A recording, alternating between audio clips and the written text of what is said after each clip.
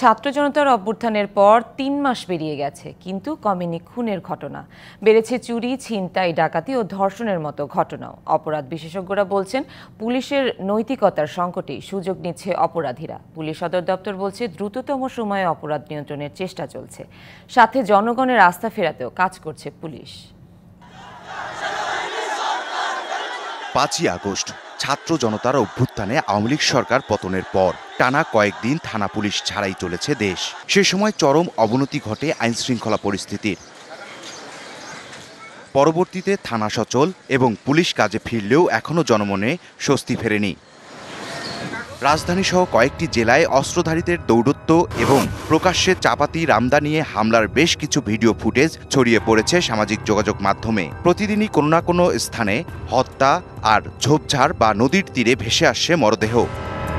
Police সদর দপ্তরের তথ্য মতে গেল ৩ মাসে সারা দেশে ১৩১৯টি খুনের ঘটনা ঘটেছে। এছাড়া ২২৮টি অপহরণ, ১৬৮টি ডাকাতি, ছিনতাই ৩৯৪, চুরি ২০৪৩ এবং নারী ও শিশু নির্যাতনের ঘটনা ঘটেছে ৪৫৯০টি।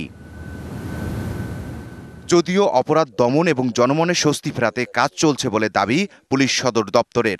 সার্বিকভাবে আমাদের এই পরিস্থিতিগুলো দেখার জন্য কিন্তু আমাদের যে গোয়েন্দা নজরদারি যেটি রয়েছে সেটিও কিন্তু পূর্বের তুলনায় বৃদ্ধি করা হয়েছে। অর্থাৎ সামগ্রিকভাবে আমাদের প্রচেষ্টা হচ্ছে গিয়ে অপরাধের মাত্রাটাকে কিভাবে আরো কমিয়ে নিয়ে আসা যায় এবং অপরাধীকে আবার আরো দ্রুত কিভাবে আইনের আওতায় নিয়ে আসা যায় সেজন্য কিন্তু আমরা কাজ করছি। সাবেক সামরিক কর্মকর্তাদের নিয়োগ দিয়ে আইনশৃঙ্খলা পরিস্থিতি নিয়ন্ত্রণে আনার পরামর্শ নিরাপত্তা বিশ্লেষকদের।